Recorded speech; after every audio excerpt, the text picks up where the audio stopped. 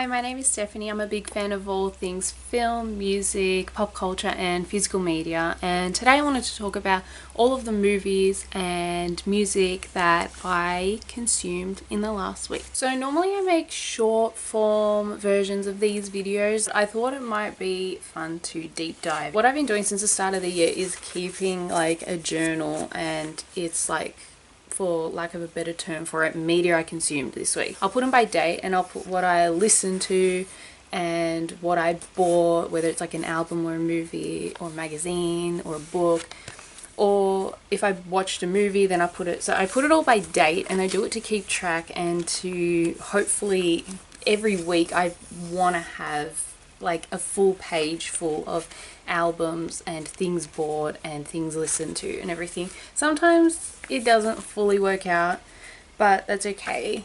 I'm trying my best with it. With that said, I did watch and listen to a lot, and I always tend to in one way or another, and I thought I would cover what I listened to and what I watched last week. We'll actually start with reading because I'm trying to get back into reading, and I've had this book for ages. It's Al Pacino's book Sonny Boy, and I started it the other day and I was very happy with myself because I'm getting back into reading. And Al Pacino is one of my favorite actors. He's a hero to me. I've seen majority of his filmography. I own majority of his filmography, but like maybe 4 or 5 things.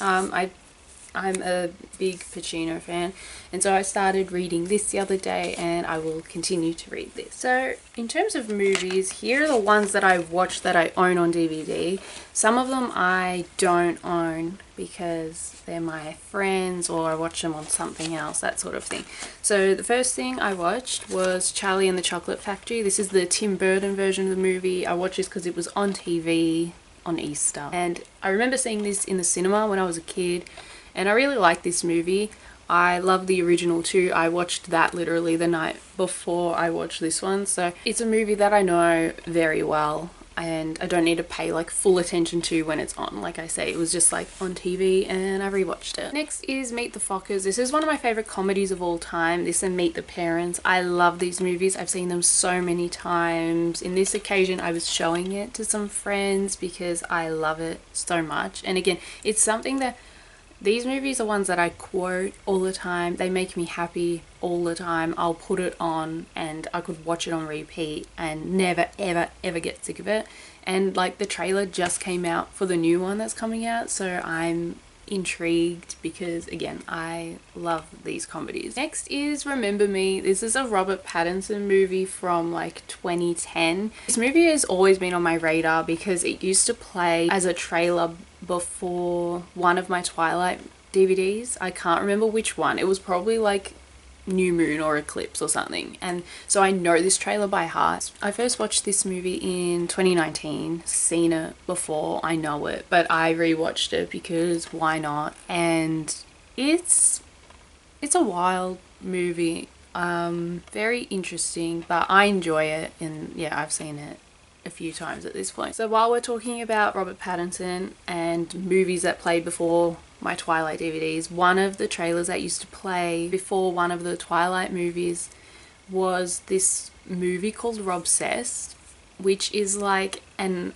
unofficial documentary about Robert Pattinson. This was watched like for fun. This was not watched like to learn anything or that. It was a very bizarre watch, honestly. It's like a lot of people just saying not nice things about Robert Pattinson and then being like, and yeah, he's actually really great. It's like about his like rise to Twilight fame.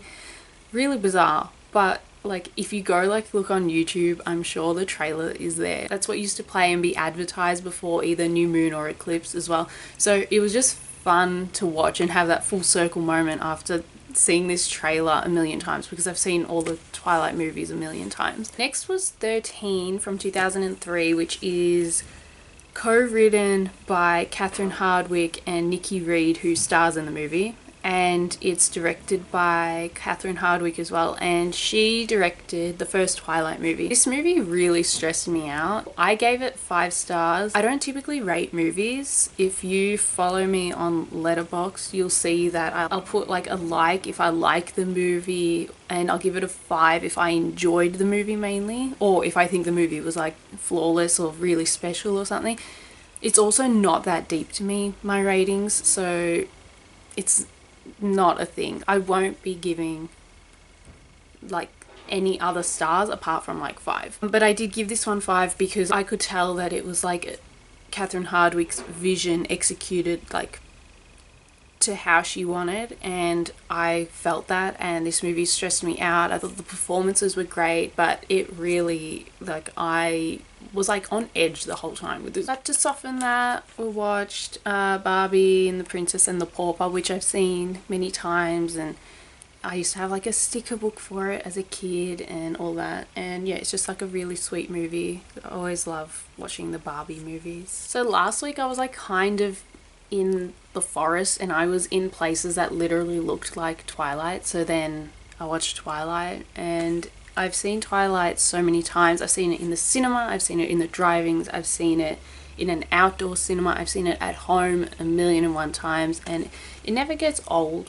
I specifically love the first 3. One night I went to the drive-ins and saw the first 3 as a marathon, and that was cool. But I just love this series because it's nostalgic to me, and the soundtrack is cool, and yeah, it's just so fun, and it's part of so many of my friends' lives too, and everyone just like knows Twilight so well, and it's part of the zeitgeist as well, and yeah, people just like love it and can have jokes about it, but they can like still adore it, and I enjoy that level of love for a movie. The next movie was Sleepover, which is from 2004. This is a movie again that I used to watch a lot with my friends at sleepovers, and it's one that when you watch now, there's some things in it that are like, whoa, but it is so colourful, it's so fun. There are so many actors in it who do massive projects now. It's kind of hilarious, and yeah, it's just like a fun, chill girl movie. Next is LOL. This is a movie I watched a lot as a teenager, so it was like extremely nostalgic as well. This movie is pretty wild. If you have not seen it, just watch it. It's wild. I really enjoy this movie.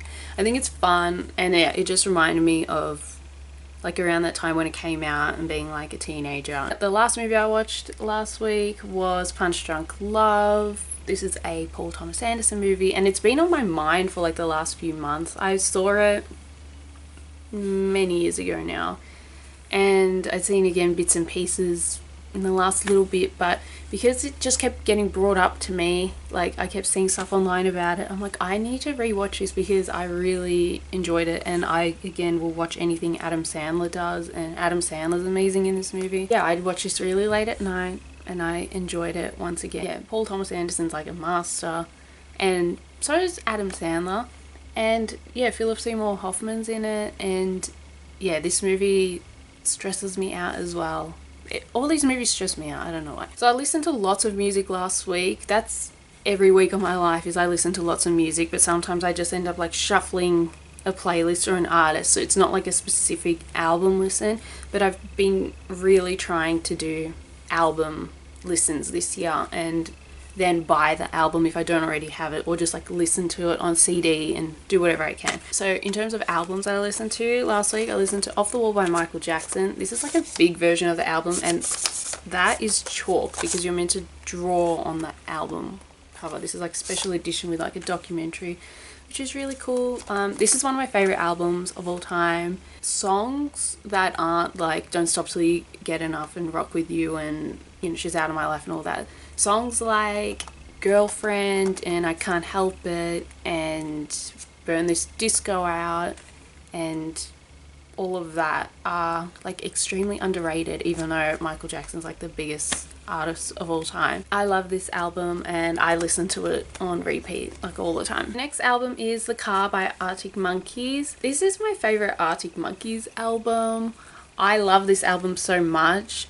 I have to delve deeper into their discography, honestly, because I've heard bits and pieces of other albums. I'm a big fan of AM, but this is my favorite. Songs like Hello You and I Ain't Quite Where I Think I Am and things like that are like so awesome. This is also like a big version of the album as well, which is hilarious, but I love this album. And the final album that I got into and I've been listening to a lot in the last week is Cigarettes After Sex by Cigarettes After Sex from 2017. Certain songs have just like popped up. I don't know why I listened to it. I think I just found a song the other day and then I just was like, you know what, I'm gonna listen from beginning to end, and then I ended up loving it, and so I'm actively trying to seek out a copy of it on CD, and I don't know why it's hard to find at the moment, but I will make it work because I always do. So I've really been enjoying that album as well. So that's all the media I consumed last week in a long form version. I hope you enjoyed all of that rambling, and I will see you in the next video.